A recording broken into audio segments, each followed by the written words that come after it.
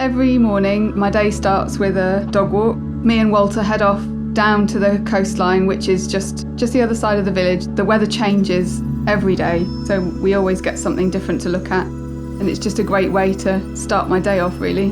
I'll take photographs while I'm out, and that might be lichen growing on the hawthorn hedgerows, or it might be growing on the rocky foreshore. Those images will just become part of my practice, which will turn into a very physical working. Trellissick has been a site of human habitation for thousands of years. They had a real connection to their landscape, which I think we have lost as a culture. Yeah, maybe these places just sing and you don't really realise that they're doing it to you, but they catch you somehow. We all have places that we like to go back to time and time again. And I hope that that comes through in my jewellery, that these things that I make are born out of the places that I love. The lichens are one of the most ancient organisms that we have living round us. These have translated through my designs right from the very beginning. They lay down the foundations for soil and for other things to grow.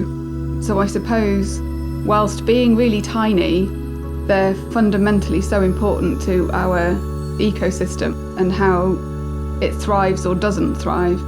The monoliths are something that has been a big feature of my work, making these very organic shaped rectangular forms which replicate the monolith standing stones to a certain degree, in that each one is slightly different because of how I make them by hand and hammer them and shape them in the same way that people would have hammered out and shaped these standing stones.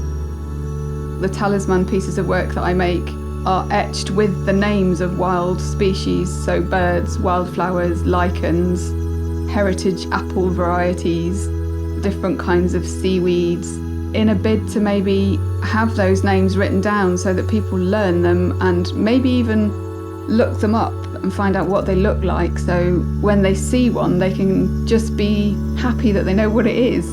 Giving something a name gives it a special place in your environment. It's like acknowledging it, and we take care of the things that we name. I think it was John Lewis Stemple, who's a nature writer, who talked about how you can see whole worlds in pavement cracks if you choose to look. We need to be able to find those amazing adventures on our doorsteps. I really do believe that they are there and we don't need to travel to the other side of the world. I hope very much that people will go and explore their backyards in a bit more detail. If my work does that, then that would be my biggest reward for making what I do.